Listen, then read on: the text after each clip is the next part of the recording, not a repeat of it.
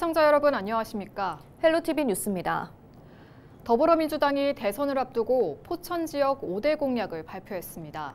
4호선 연장과 GTX 진호선 신설, 국가산업단지 유치 등 지역의 수건 사업이 담겼는데요. 이재필 기자가 보도합니다. 더불어민주당 포천가평 지역위원회가 19일 기자회견을 열고 이재명 후보의 포천시 대전안 5대 공약을 발표했습니다. 5대 공약의 핵심은 수도권 균형 발전. 첫 번째 공약은 광역철도망 확충입니다. 민주당은 진접에서 내촌과 가산, 소을, 대진대, 군내를 거쳐 포천까지 이어지는 4호선 연장을 약속했습니다. 이와 함께 인천 논현에서 별내를 지나 포천까지 연결되는 GTX 진호선도 공약했습니다. 남부 중심의 수도권 교통망 구조를 동북부를까지 확장하면서 포천을 단절하여 연결로 외곽에서 중심으로 이끌어내는 상징적인 교통 정책이 될 것입니다. 신도시급 대규모 공공택지 개발과 국가산업단지 유치도 약속했습니다. 청년들이 유입될 수 있도록 포천의 산업 체질을 바꾸겠다는 겁니다. 이뿐 아니라 백운 계곡과 산종호수를 재개발해 지역 관광 활성화 방안을 마련하겠다고 공약했습니다. 지역의 관광 자원을 생태문화 체험이 어우러진 관광 플랫폼으로 조성해 지역 경제의 한 축으로 성장시킨다는 계획입니다. 백운 계곡을 비롯해서 산종호수는 단순한 관광지 소재를 넘어서 포천의 경제를 이끌 수 있는 핵심의 관광 동력이라는 것입니다. 환경 보존과 경제 활성화 양립하는 체계를 포천이 먼저 보여드릴 것입니다. 마지막으로 포천 국제 스포츠타운 조성과 43번 국도 및 수원산 터널 양방향 도로 확장도 약속했습니다. 이재명 후보와 민주당이 내세운 5대 공약이 포천 시민들의 지지를 이끌어낼 수 있을지 관심이 집중됩니다. 헬로티비 뉴스 이재필입니다. 동두천시가 지역 10대 핵심 현안을 대선 공약에 반영해 줄 것을 여야 대선 캠프에 요청했습니다. 시는 우선 미군 공여지 장기 반환 지연에 따른 피해 보상과 대책 마련을 최우선 과제로 제시했는데요. 이와 함께 수도권 제2순환고속도로 진출입 램프 설치와 GTX C 노선 연장 조기 승인, 경원선 증편, 광역교통망 연계 남북고속도로 건설 등을 건의했습니다. 또한 동두천 중앙역세권 성매매 집창촌 도시재생 사업과 폴리텍대학 동두천 융합기술교육원 설립, 경기 북부 의과대학 설립, 기회발전특구 지정 등을 요청했는데요. 시는 대선 후보자 지역 방문과 각 정당 공약 발표 시점 등에 맞춰 건의 활동을 이어갈 방침입니다. 19일 오전 8시 30분쯤 의정부 용현동의 한 도로에서 3중 추돌 사고가 발생했습니다. 이 사고로 다친 사람은 없었지만 사고 직후 SUV와 승용차 등 차량 2대가 불에 탔습니다. 운전자 등 3명은 모두 스스로 대피한 것으로 전해졌습니다. 경찰과 소방당국은 정확한 사고와 화재 경위를 조사할 방침입니다. 포천시가 제71회 경기도 체육대회 2부에서 오랜만에 정상에 오르며 통산 13번째 우승컵을 들어올렸습니다. 정종근 포천시 체육회장은 당초 내년 우승을 목표로 준비했으나 선수들의 열정과 체계적인 시스템을 통한 대회 준비가 성과를 앞당겼다고 말했습니다. 포천시는 역도, 태권도, 육상, 바이애슬론, 배드민턴 등 총 5개의 직장 운동부를 운영 중이며 특히 동계 종목인 바이애슬론은 이번 체전서 사격과 육상 등 다종목에 걸쳐 성과를 냈습니다. 정 회장은 이번 13번째 우승으로 다시 연승 기틀을 마련하게 됐다며 포천시 체육의 자긍심을 지키기 위해 최선을 다하겠다고 밝혔습니다. 연천군이 이달 말까지 외국인 계절 근로자 및 농가주를 대상으로 근로활동과 복무 등을 지도 점검한다고 밝혔습니다. 이번 지도 점검에서는 농가주의 경우 근로조건 준수 여부와 급여 지급 내역, 신고한 숙소 제공, 근무처 변경 위반 등을 살펴볼 계획입니다. 군 관계자는 농촌 인력난 해소를 위해 꼭 필요한 외국인 계절 근로자 사업이 안정적으로 운영될 수 있도록 근로활동 지도 점검을 반기별로 실시할 예정이라고 말했습니다. 도성훈 인천시 교육감이 LG 헬로비전의 헬로 리더스 어워드 지속성장 리더상을 수상했습니다. 도 교육감은 임기 중 AI 기반 사이버 진료교육원 설립과 특수학교 신설 추진 등 인천의 지속가능한 교육복지에 힘써왔습니다. 특히 올해에는 인공지능 시대에 발맞춘 새로운 교육 환경을 구축하고 미래 인재를 양성하기 위해 인천 상상 플랫폼에 AI 융합 교육센터를 열고 본격적인 운영을 시작하는 등 지속 성장에 기여했다는 평가를 받고 있습니다. 도성훈 교육감은 19일 서울 상암동 LG 헬로비전 본사를 찾아 시상식을 갖고 인천시 교육청의 우수한 공공행정을 소개하는 대담을 녹화했습니다. 이번 대담 방송은 오는 5월 29일 LG 헬로비전 전국의 지역 채널을 통해 방송될 예정입니다. 인천시가 올해 도입한 인천 아이 바다 패스로 섬을 찾는 관광객이 크게 늘어난 것으로 나타났습니다. 인천 아이 바다 패스는 인천 시민이 인천 연안 여객선을 대중교통 요금 수준인 1,500원에 이용할 수 있는 정책입니다.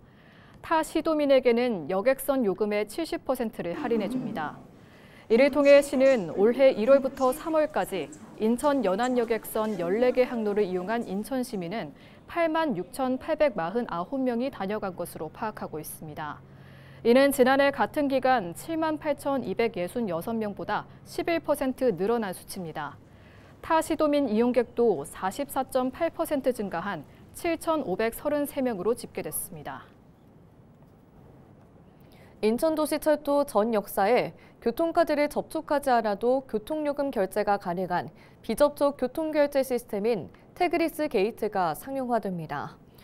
인천교통공사는 인천도시철도 1, 2호선 전체 역사에 태그리스 게이트를 구축하고 서비스를 시작한다고 밝혔습니다. 태그리스 게이트는 교통카드를 접촉하지 않고 개찰구를 통과해도 모바일 센서 장치와 BLE 기술에 의해 자동으로 요금이 결제되는 시스템입니다. 휴대폰에 모바일 티머니를 설치하고 후불 교통카드나 체크카드 등을 등록해 이용할 수 있습니다. 또한 태그리스 게이트가 설치되지 않은 역이나 타 교통수단과의 환승도 가능합니다. 공사는 승객들의 게이트 통과 속도가 1분당 42명에서 50명으로 빨라져 출퇴근 시간대 지하철 게이트 혼잡도가 완화되고 교통약자 및 무거운 짐을 든 고객이 더욱 편리하게 지하철을 이용할 수 있을 것으로 내다보고 있습니다. 태그리스 게이트는 현재 전체 71개 역사에 85개의 게이트가 설치돼 있습니다. 공사는 태그리스 게이트의 운영 결과 등을 종합적으로 검토해 태그리스 게이트 이용량이 늘어날 경우 확대 설치할 계획입니다. 인천시의 천원주택 전세임대 예비입주자 모집이 3.81대 1의 경쟁률을 기록하며 최종 마감됐습니다. 천원주택은 하루 1,000원, 월 3만 원의 저렴한 임대료로 신혼부부 등에게 안정적인 주거 환경을 제공하는 인천형 주거 정책입니다. 이번 천원주택 전세 임대 접수는 첫날 170명에서 신청자가 꾸준히 증가해 마지막 날에는 616가구가 접수했습니다. 총 500세대 모집에 최종 1,906가구가 신청하면서 3.81대 1의 경쟁률을 기록했습니다. 인천시는 신청자의 소득과 자산 조사를 거쳐 오는 7월 31일 인천도시공사 누리집을 통해 최종 입주자를 발표할 예정입니다. 최종 입주자로 선정된 대상자는 입주를 희망하는 전용 면적 85제곱미터 이하의 민간주택을 직접 찾아 인천도시공사에 입주를 신청하면 입주자와 집주인, 인천도시공사가 함께 전세 계약을 체결하게 됩니다. 입주는 이르면 8월부터 시작될 예정이며 연내 계약과 입주를 완료하지 않으면 입주자 지위가 상실될 수 있습니다. 서울시가 건설 경기 활성화와 노후 주거지 개선을 위해 소규모 건축 용적률을 한시적으로 완화합니다.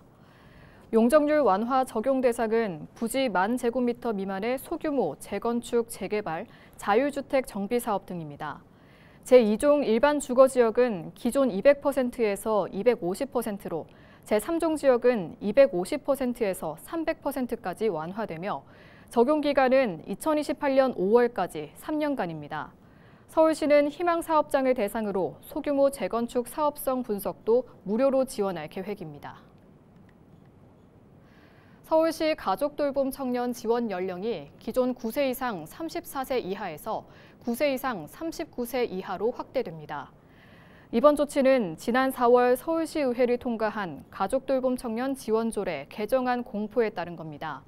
개정안은 청년의 연령 상한을 39세로 규정한 서울시 청년 기본조례에 맞춰 가족돌봄 청년 지원 연령도 39세로 확대했으며 조례명을 가족돌봄 청소년 청년으로 변경해 청소년도 지원 대상에 명확히 포함했습니다. 이에 따라 35세부터 39세까지의 가족돌봄 청년도 심리상담과 자립 역량 강화 프로그램 등 통합 지원을 받을 수 있게 됐습니다. 서울시 교육청이 학교 현장 밀착 지원과 학생 개개인에 대한 맞춤형 지원 강화를 위해 교육지원청 조직을 개편합니다. 이번 개편을 통해 교육지원청은 기존 2국 8과 체제에서 2국 9과 체제로 확대되며 학교 통합 지원과 학교 생활교육과 등이 새롭게 운영됩니다. 또 지역 특성을 반영해 강서 양천교육지원청에는 목동 재건축 학교 설립팀을 신설해 맞춤형 행정 지원에 나섭니다. 경기도교육청이 법무협의체를 구성해 교육행정을 지원합니다. 올해 처음 구축된 법무협의체는 각종 정책 추진 과정에서 발생할 수 있는 법률 쟁점에 능동적이고 전문적으로 대응하기 위해 구성한 협의 장치입니다. 도교육청 법무담당관실 소속 변호사를 중심으로 구성됐으며 사안에 따라 사업부서 담당자나 교육청 고문 변호사와도 협업할 계획입니다. 특히 단순 법조문 검토를 넘어 사안 발생부터 대응 방향 결정까지 전반적인 절차를 함께 지원하는 방식으로 운영될 예정입니다. 경기도는 지난 19일 전국에서 가장 많은 소아 야간 휴일 진료기관 45곳을 운영하고 중증부터 경증까지 빈틈없는 진료 인프라를 구축했다고 밝혔습니다. 도는 대학병원의 소아 응급 진료 기피와 소아과 오픈런 현상을 해결하기 위해 지난해 경기도 소아 야간 휴일 진료 개선 대책을 시행했습니다. 그 결과 지난 2021년 5곳뿐이었던 달빛 어린이병원이 현재 9배 늘었습니다. 소아 응급 책임 의료기관 3곳, 달빛 어린이병원 31곳, 취약지 소아 야간 휴일 진료기관 11곳 등입니다. 경기도 관계자는 단순히 의료기관을 늘리는 데 그치지 않고 중증도에 따라 적절히 진료받을 수 있는 체계를 구축하겠다고 말했습니다. 경기도가 집단 식중독이 발생하기 쉬운 여름철을 앞두고 19일에서 30일 건설 현장 산업단지 주변 현장 식당과 한식 뷔페 등 360곳의 불법 행위를 집중 수사합니다. 중점 수사 대상은 원산지 거짓 혼동 표시와 미신고 식품 접객법 운영, 면적 변경 신고 미이행, 소비기한 경과 제품 보관 판매 등입니다.